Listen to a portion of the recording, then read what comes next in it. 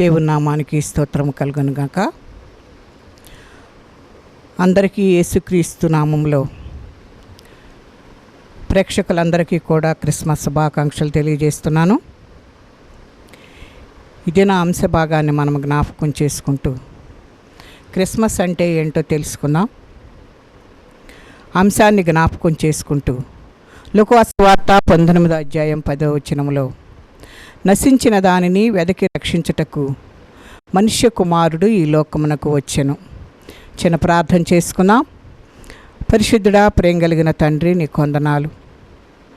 ఈ దినము కొరకై స్తోత్రాలు చెల్లిస్తున్నాము నాయన. ఈ వాక్యము మీదై ఉన్నది, వినువారు నీ బిడ్డలై ఉన్నారు ప్రభువా. సందేశమును వివరించుటకు కావలసిన కృపను విడుదల చేసి జ్ఞానమును ప్రత్యక్షత గల ఆత్మను మీరు దయచేయండి ప్రభువా. నీ కొందనాలు. వినువారి హృదయములు గ్రహించినట్లు మీరు సహాయం దయచేయండి తండ్రి. మీ కృపతో బలపరచమని వేడుకుంటున్నాం. ఈ వాక్యమును వివరిస్తూ ఉండగా మీ ఆత్మనాయన అభిషేకమును దయచేసి నాలో ఉండి మీరే మాట్లాడి నీ నామానికి మహిమ తెచ్చుకోమని యేసు పరిశుద్ధ నామమును అడిగి వేడుకుంటున్నాం తండ్రి. ఆమేన్. దేవునికి స్తోత్రం కలుగునుగాక. నశించిన దానిని వెదకి రక్షించుటకు మనుష్య కుమారుడు ఈ లోకమునకు వచ్చిననే వాక్యాన్ని ఆధారంగా చేసుకొని అసలు క్రిస్మస్ అంటే ఏంటి అనే దాని గురించి మనము ఈ దినము ధ్యానం చేసుకుందాం. క్రిస్మస్ అంటే ఈ లోకపరంగా మనము క్రొత్త బట్టలు కుట్టించుకొని ఇంట్లో వంటలు చేసుకొని ఇంకా ఏవేవో కార్యక్రమాలు మనం చేస్తూ ఉంటాం. కానీ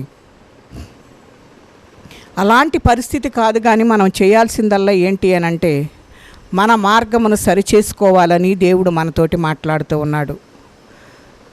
క్రిస్మస్ అంటే ప్రభువుతో మనకున్న సంబంధాన్ని సరిచేయబడాలి అని చెప్పేసి దేవుడు మనకు సెలవిస్తూ ఉన్నాడు. మనందరము కూడా దేవునికి దూరం అయిపోయినట్లుగా ఈ లోకంలో ఉండి చూస్తూ ఉన్నాం. ఎందుకు అని అంటే అందరూ పాపం చేసి దేవుడు అనుగ్రహిస్తున్న మహిమను పొందలేకపోతున్నాడు కనుక మనందరము కూడా దేవునికి దూరం అయిపోయినట్లుగా మనం చూస్తూ ఉన్నాం. ఆదిలో దేవుడు మానవును చేసినప్పుడు వారి యొద్దకు దేవుడు దిగి వచ్చేవాడుగా కనబడుతూ ఉన్నాడు. అతనితో మాట్లాడేవారు. ఒకనాడు ఆదాము పాపం చేసిన తరువాత దేవునికి దూరంగా పరిగెత్తడం మొదలుపెట్టినట్లుగా చూస్తూ ఉన్నాం. దేవుడు వస్తాడు కానీ ఆ వ్యక్తులు మాత్రం పారిపోతున్నట్లుగా మనము వాక్య భాగంలో మనం చూస్తూ ఉన్నాం. పారిపోవటమే కాదు కానీ చెట్లు చాటున దాగి ఉన్నట్లు కూడా మనం చూస్తూ ఉన్నాం. ఏ మానవుడు పారిపోతున్నాడో, ఏ మానవుడు పరుగులు తీస్తున్నాడో, పారిపోతున్న పాపిని వెదకి రక్షించుటకు యేసయ్య వెతుక్కుంటూ మనిషి దగ్గరకు వచ్చేశాడు. అదే క్రిస్మస్ పండగ కనుక నశించిన దానిని వెదకి రక్షించుటకు యేసుక్రీస్తు మనుష్య కుమారుడుగా ఈ లోకానికి వచ్చినట్లుగా మనం చూస్తూ ఉన్నాం. కానీ దేవుని దర్శనం ఏంటి అని అంటే ఎవ్వరూ తప్పిపోవటానికి వీలు లేదు అని దేవుని యొక్క ఉద్దేశమైనది.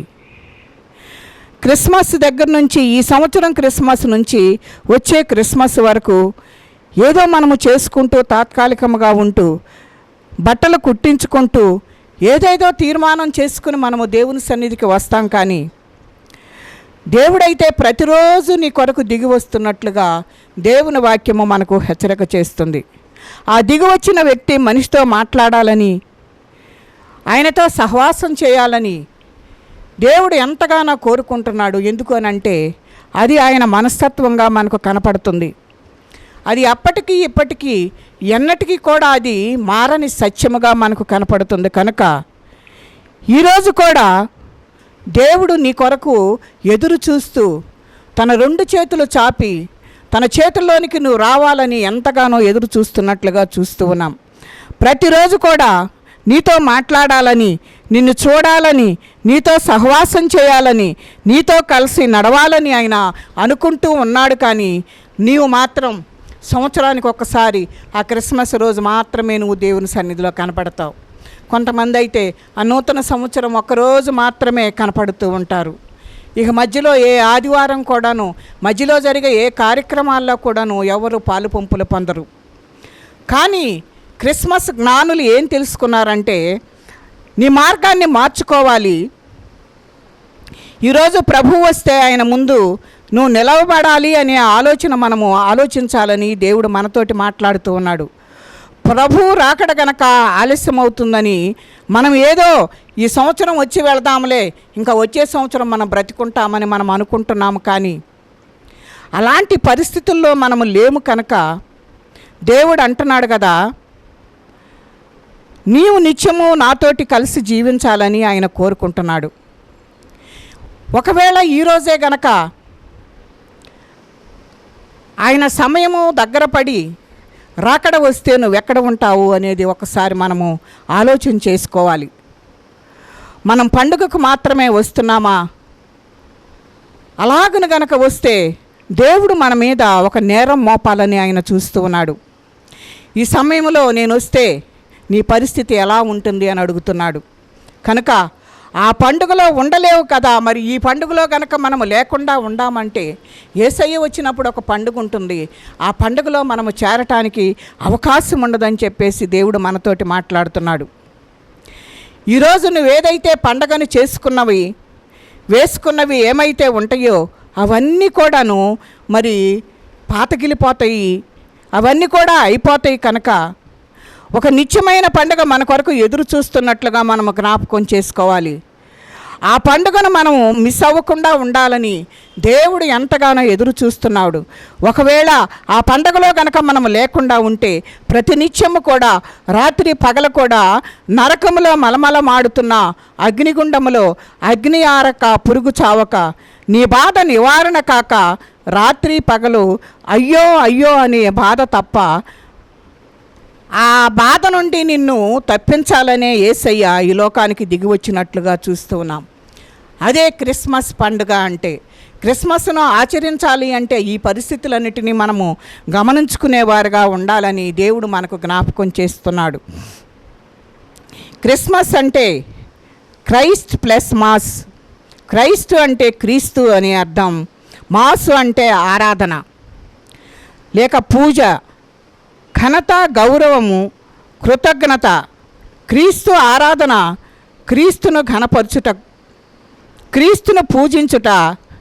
క్రీస్తు అనగా అభిషిక్తుడని అర్థమిస్తూ ఉంది. కనుక క్రీస్తు అంటే పాపము తుడిచివేయబడుటకు అభిషేకించబడిన వాడు, అతనే రాజుగా మనకు కనబడుతూ ఉన్నాడు. పరిశుద్ధాత్మ వలన అంటే దేవుని రాజ్య పని అని మనము జ్ఞాపకం చేసుకోవాలి.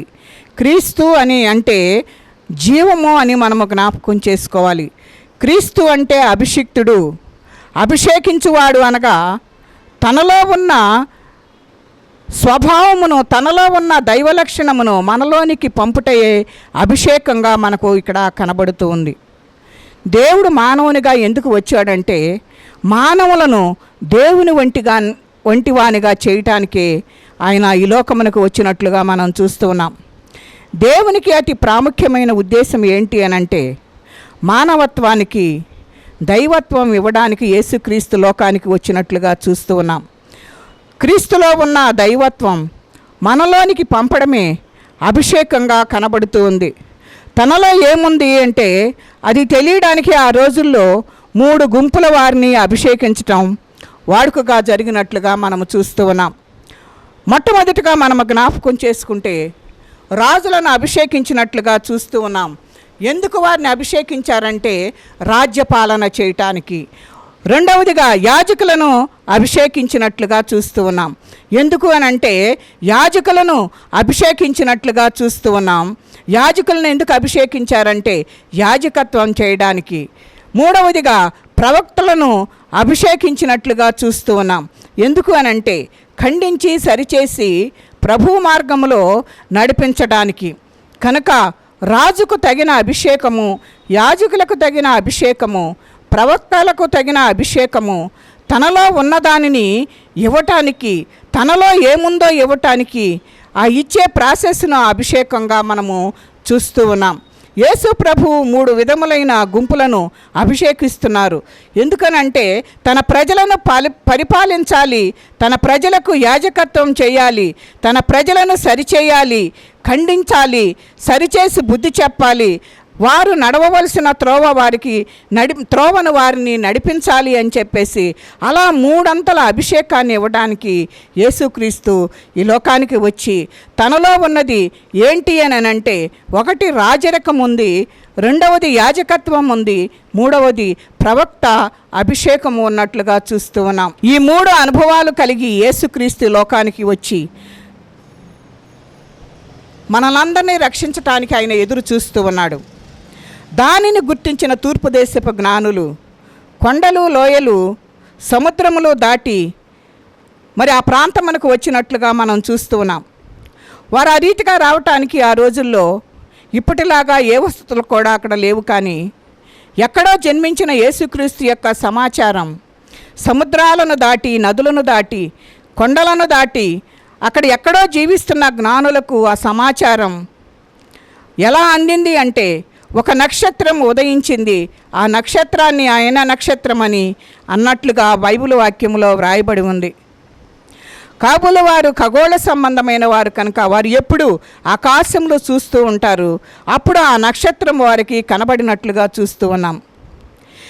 ఈ నక్షత్రం ఎందుకు వచ్చింది, ఎలా వచ్చింది అని ఆసక్తి కలిగిన వారు ధర్మశాస్త్ర గ్రంథాలను పరిశోధించినప్పుడు ఆ ధర్మశాస్త్ర గ్రంథాలలో వారికి తెలిసిన సత్యం ఏమిటి అంటే, ఒక రక్షకుడు తూర్పు దేశంలో నుంచి వారు బయలుదేరి వచ్చిన ఆ జ్ఞానులకు అర్థమైన సత్యం అదేమిటంటే, ఒక రక్షకుడు ఉదయించాడు, ఆయన అరుదించాడు, ఆ రక్షకుడు తన ప్రజలను వారి పాపముల నుండి విడిపిస్తాడు అన్న సత్యాన్ని వారి గ్రంథములలో చూసి తెలుసుకున్నట్లుగా మనం చూస్తూ ఉన్నాం. వారు ప్రయాణమై బెత్లెహేమునకు రాసాగినట్లుగా చూస్తూ ఉన్నాం. ఒకటి మనం జ్ఞాపకం చేసుకుంటే, యేసుక్రీస్తు ఒక రాజుగా మనకు కనపడుతున్నాడు. ప్రపంచంలో పుట్టిన వారందరూ కూడా యువరాజులుగా పుడుతూ ఉంటారు. కానీ యేసుక్రీస్తు పుట్టుకతోనే యువరాజుగా పుట్టినట్లుగా మనం చూస్తూ ఉన్నాం. ఆయన డైరెక్ట్గా రాజాదిరాజుగా పుట్టాడు. ప్రపంచమంతటిలో ఎందరో పుట్టినరోజులు జరుపుకుంటున్నారు. కానీ ఆ పుట్టినరోజులన్నీ ఎలాగ జరుగుతున్నాయి అంటే, దేవుడు లేకుండా జరుగుతున్నాయి. కనుక ఆ పుట్టినరోజుకు ఈ పుట్టినరోజుకు మధ్యలో పెద్ద వ్యత్యాసం మనకు కనపడుతుంది. ఆ పుట్టినరోజులలో వారు లేరు, ఈ పుట్టినరోజుల్లో ఆయన ఉన్నట్లుగా మనం చూస్తూ ఉన్నాం. ఆయన లేకపోతే ఇక్కడ విగ్రహం మనకు కనబడుతూ ఉంది. ఎందుకంటే ఆయన ఉన్నాడు కనుక మనకు ఆ విగ్రహంతో మనకు పని లేదు. కనుక సాధారణంగా మనం ఒక విషయాన్ని జ్ఞాపకం చేసుకుంటే, ఒక మనిషి చనిపోతే ఆ ఫోటోకి దండ వేస్తాం. కానీ మన ప్రభు అయిన యేసుక్రీస్తు లేనివాడు కాదు, కల్పనలలో సృష్టించిన వాడు కాదు, కథలలో నిర్మించిన వాడు కాదు, మనుషుని హస్తములతో చేయబడిన వాడు కాదు. కనుక ఆయన ఒక కుమ్మరివాని పని కాదు, కనుక కంసాలి పని కాదు. కనుక మన ప్రభు అయిన యేసుక్రీస్తు సృష్టికర్త అయిన దేవుడుగా మనకు కనబడుతూ ఉన్నాడు. కనుక జీవము కలిగిన దేవుడుగా ఉన్నాడు. అది మాత్రం మనం గట్టిగా జ్ఞాపకం చేసుకోవాలి. కనుక ముందుగానే అంటున్నాడు కదా, నేను ఉన్నవాడను, అనువాడనైన దేవుడను, జీవము కలిగిన దేవుడను. ఎందుకు వచ్చాడంటే రాజుగా వచ్చినట్లుగా మనం చూస్తూ ఉన్నాం. ఎందరో గొప్పవారు పుట్టారు. వారు జన్మించినాక చరిత్రలో వారు ఎన్నో సృష్టించినట్లుగా మనం చూస్తూ ఉన్నాం. వారి ప్రసిద్ధి పలు దేశాలకు వ్యాపించినట్లుగా మనం చూస్తూ ఉన్నాం. వారి చరిత్ర వారు పెరిగిన కొలది, వారు ఎదిగే కొలది, వారు జయాలు సాధించిన కొలది వారిని గూర్చి ఒక గ్రంథ సమాచారం వ్రాయబడింది. కానీ యేసు ప్రభువు పుట్టిన తరువాత కాదు, పుట్టక ముందే అతనిని గూర్చి వ్రాయబడినట్లుగా చూస్తూ ఉన్నాం. దేవుని చేత ప్రేరేపింపబడిన ప్రవక్త ఒక వ్యక్తి ఉన్నాడు. ఆయన పేరేంటి అంటే మీకా. ఈ మీకా యేసు ప్రభువు జన్మించిన కాలానికి, మీకా జీవించిన కాలానికి 700 సంవత్సరాల వ్యవధి ఉన్నట్లుగా మనం చూస్తూ ఉన్నాం. ప్రభువు ఈ లోకానికి దిగి వచ్చినప్పుడు మీకా లేడు. మీకా ఒక గ్రంథం రాస్తున్నప్పుడు ప్రభువు అవతరించలేదు. కానీ విచిత్రమైన సంగతి ఏంటి అని అంటే, యేసు ప్రభువు ఎక్కడ పుడతాడు, యేసు ప్రభువు ఎలా పుడతాడు, యేసు ప్రభువు ఎవరిలో పుడతాడు, యేసు ప్రభువు ఏమై పుడతాడు, ఆయనకు ఇవ్వబడిన పేరేమిటి, యేసు ప్రభువు జన్మించినప్పుడు అక్కడ జరిగే పరిస్థితులేంటి, ఇవన్నీ ప్రభువు జన్మించక ముందే 700 సంవత్సరాలకు ముందే మీకా భక్తుడు తెలియజేసినట్లుగా మనము చూస్తూ ఉన్నాం. మీకా 5:2లో ఏమని వ్రాయబడి ఉందంటే, బెత్లెహేమ ఎఫ్రతా, యోదావారి కుటుంబంలో నీవు స్వల్ప గ్రామమైనను నా కొరకు ఇశ్రాయేలును ఏలబోవాడు, అంటే రాజు చక్రవర్తి నీలో నుండి వచ్చును అని 700 సంవత్సరాల ముందే వ్రాయబడినట్లుగా చూస్తూ ఉన్నాం. 700 సంవత్సరాలలో ఎవరు ఎలా పుడతారో ఎలా తెలుసుకుంటాం మనం? రేపు ఎవరు ఎలా పుడతారో మనకు తెలియదు, కానీ రేపేం జరుగుతుందో మనకు తెలియదు. కానీ యేసుక్రీస్తు యొక్క పుట్టుక 700 సంవత్సరాల క్రితం బెత్లెహేములో పుడతాడు. ఎలా నెరవిందో మనం చూద్దాం. పాత నిబంధనలో అవన్నీ ప్రవచనంగా ఏర్పడిన మాటలను మత్తయి సువార్త 2:5లో కొత్త నిబంధనలో ఎలా నెరవేరబడ్డాయో మనం జ్ఞాపకం చేసుకుంటే, అందుకు వారు యోదయ దేశపు బెత్లెహేములోనే, ఎలాయనగా యోదయ దేశపు బెత్లెహేమ, నీవు యోధా ప్రధానుల్లో ఎంత మాత్రమును అల్పమైన దానవు కాదు. 3 జ్ఞానులు హేరోదు రాజు దగ్గరకు వచ్చినట్లుగా మనం చూస్తూ ఉన్నాం. ఇక్కడ మీ దేశంలో ఒక రాజు పుట్టి ఉన్నాడు కదా అని హేరోదు రాజు దగ్గరకు వెళ్ళి రాజును గురించి, ప్రభు అయిన యేసుక్రీస్తు వారిని గురించి హేరోదు రాజును అడుగుతున్నట్లుగా మనము వాక్య భాగంలో చూడవచ్చు. ఎక్కడ పుట్టారు, అడ్రస్ ఏంటి అని వారు అడిగినప్పుడు అందుకు రాజు కలవరపడినట్లుగా మనం చూస్తూ ఉన్నాం. నేనుండగా నా వంశంలో నుండి కాకుండా ఇంకొక రాజా అని ఆయన ఆశ్చర్యచకితుడై అది సాధ్యం కాకూడదు అని చెప్పేసి ఆయన ఎంతో కలవరపడ్డట్టుగా మనం చూస్తూ ఉన్నాం. ఎక్కడ పుట్టాడో, ఎలా తెలియాలి అంటే అతను ఏం చేశాడు అని అంటే పండితులను పిలిచినట్లుగా చూస్తూ ఉన్నాం. ధర్మశాస్త్రం గ్రంథం తేలేదు, ఎందుకంటే హేరోదు ప్రభువుని అంగీకరించిన వాడు కాదు. తనకు బైబుల్ తెలియదు కనుక ధర్మశాస్త్రం వానికి తెలియదు. తమ మత గ్రంథాలను తెమ్మనినప్పుడు అవి తీసి పరిశీలన చేసినప్పుడు వేరే గ్రంథాలలో వ్రాయబడిన సమాచారం మేరకు వాళ్ళు ఇచ్చిన సమాచారం ఏంటి అని అంటే ఇది నిజమే. ఏంటి అని అంటే ఒక చక్రవర్తి బెత్లెహేములో పుడతాడు అని కొన్ని వందల సంవత్సరాలకు పూర్వమే వ్రాయబడింది. ఆ ప్రకారం ఆయన పుట్టాడు. నిజంగా ఆయన వ్రాయబడినట్లు ఆయన పుట్టాడు. అక్కడ వ్రాయబడిన మాట, యోదావారి పట్టణములలో బెత్లెహేము స్వల్పమైనదని వ్రాయబడింది. అల్పమైన గ్రామంలో యేసు ప్రభువు జన్మించిన తరువాత ఇక మీదట నీవు అల్పమైన దానవు కావు. మరి నువ్వెవరువేనంటే అల్పమైన దానవు ఇంతకు ముందుగా ఉన్నావు, కానీ యేసుక్రీస్తు వారు పుట్టిన తర్వాత నీవు ఘనమైన దానవుగా ఎంచబడినట్లుగా దేవుని యొక్క వాక్యము మనకు తెలియచేస్తుంది.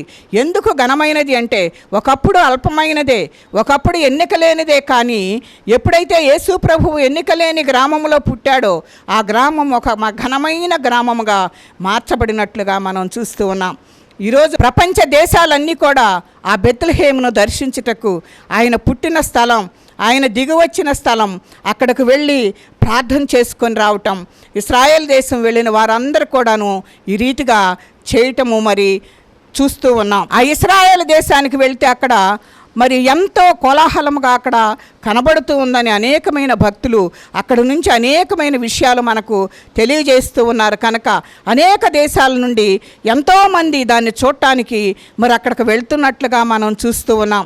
కనుక దానికి దేవుడు ఎందుకు అలాగ నా ఘనతనిచ్చాడు అంటే యేసయ్య అక్కడ జన్మించిన కారణముగా ఆ రీతిగా ఆ బెత్లెహేమును దర్శించుటకు వారు వెళ్తూ ఉన్నట్లుగా మనము చూస్తూ ఉన్నాం.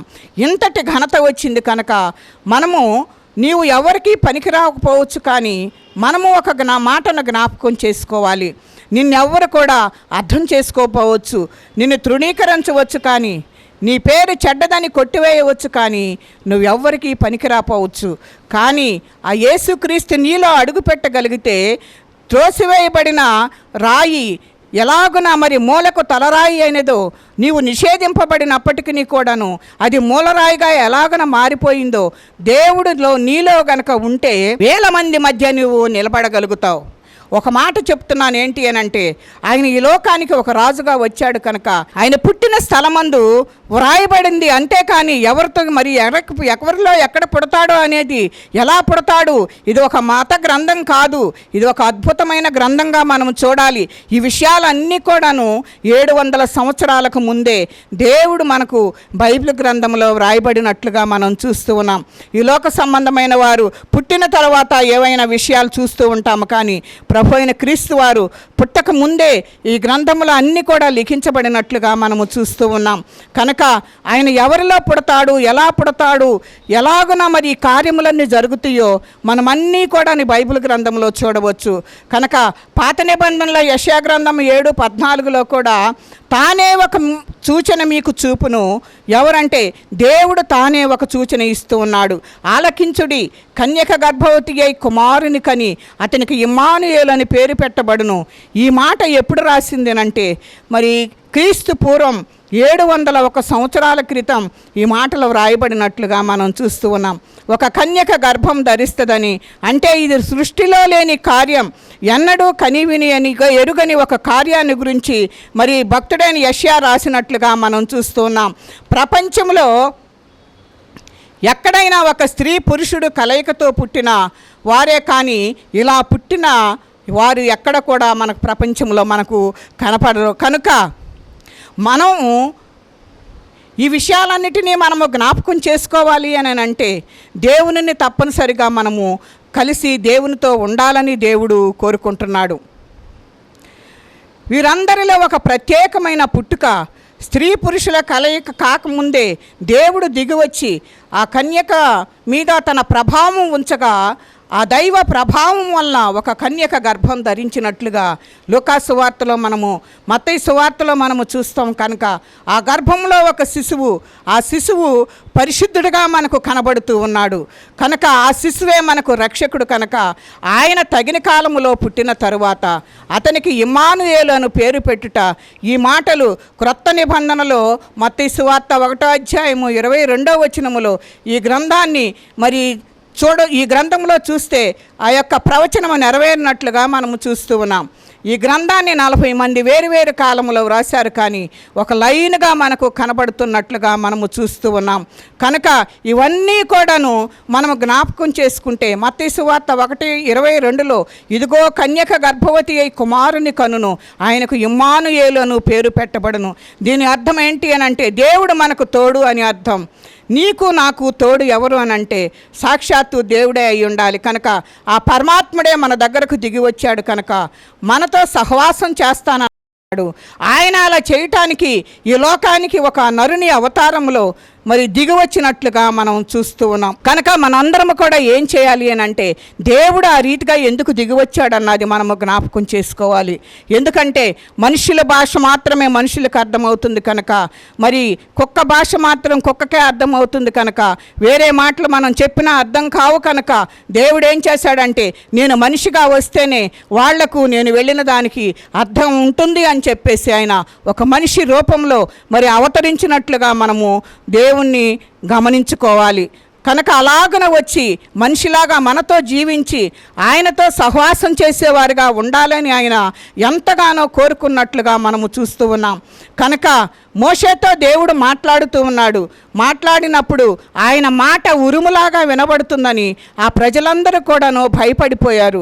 మోషేతో అంటున్నారు కదా, మోషే మాట్లాడితే నువ్వే మాట్లాడు నాయనా, మేమైతే ఆ మాటను మేము అంగీకరించలేకపోతున్నాం, మీరు మాట్లాడిన తర్వాత నాకు చెప్పండి అని ఆ ప్రజలందరూ కూడా మోషేను బ్రతిమలాడుకుంటున్నట్లుగా మనం చూస్తూ ఉన్నాం. కనుక మోషేతో మాట్లాడిన దేవుడు ఆయన యొక్క ఆ స్వరాన్ని వినగలిగిన శక్తి ఎవరికి కూడా లేదు. ఆయన ప్రభావమును చూడగలిగిన పరిస్థితులు ఎవరికీ లేవు. కనుక ఆ ప్రభావం మనము చూడలేము. కనుక ఆ మహిమనంతటిని చూస్తే మనము తట్టుకోలేము. కనుక దేవుడు ఏం చేశాడంటే ఆ మహిమనంతటిని మరి తండ్రి యొద్ద విడిచిపెట్టి తనే ఏం చేశాడు అని అంటే ఒట్టిగా ఏదీ లేనివాడిగా రిక్తునిగా చేసుకుని తన్ను తాను మరి ఈ లోకంలోనికి రావటానికి ఇష్టపడి వచ్చినట్లుగా మనం చూస్తూ ఉన్నాం. కనుక ఆయన మహిమను చూడలేని మనందరము కూడాను ఇప్పుడు చూచుటకు దేవుడు అవకాశం ఇచ్చినట్లుగా మనం చూస్తూ ఉన్నాము కనుక ఆయన తన్ను తాను రిక్తునిగా చేసుకున్నాడు కనుక రిక్తుడు అనగా ఖాళీ అయిన వాడు కనుక ఆయన యొద్ద ఏది కూడాను మహిమను తన దగ్గర ఉంచుకోకుండా నిన్ను నన్ను చూచుటకు ఒక మనుష్యునిగా ఈ లోకానికి వచ్చినట్లుగా చూస్తూ ఉన్నాం. అదే క్రిస్మస్గా మనము జ్ఞాపకం చేసుకోవాలి. కనుక మనందరము అట్టి స్థితిలో కనుక మనం ఉండినట్లయితే దేవునితో సహవాసం చేయటానికి ఆయన ఇష్టపడుతున్నాడు, మనందరినీ చేయాలని చెప్పేసి. అలాగున మనం అందరము కూడాను ఆయనతో సహవాసం చేయటానికి గనక ఇష్టపడితే తన్ను తాను తగ్గించుకున్న మరి ఆ దేవుడు నీ కొరకు ఈ లోకానికి వచ్చాడని నువ్వు గనక గ్రహించినట్లయితే అదే మనకు మన జీవితాలలో మరి నూతనమైన క్రిస్మస్గా మనకు కనబడుతుంది. కనుక మనందరం కూడా అట్టి క్రిస్మస్ను, అట్టి దేవుణ్ణి మనం ఆరాధన చేద్దాం, ఆయనను ఘనపరుద్దాం. అట్టి కృపా పరిశుద్ధాత్మ దేవుడు మనకు తోడయ్యుండి నడిపించునుగాక.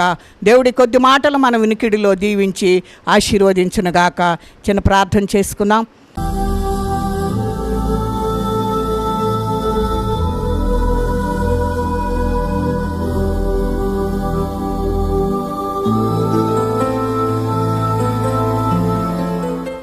పరిశుద్ధుడా, ప్రేమ కలిగిన తండ్రి, నువ్వు ఎలాంటి వ్యక్తివో నాయనా మాకు తెలియజేసిన దేవానికి స్తోత్రాలు.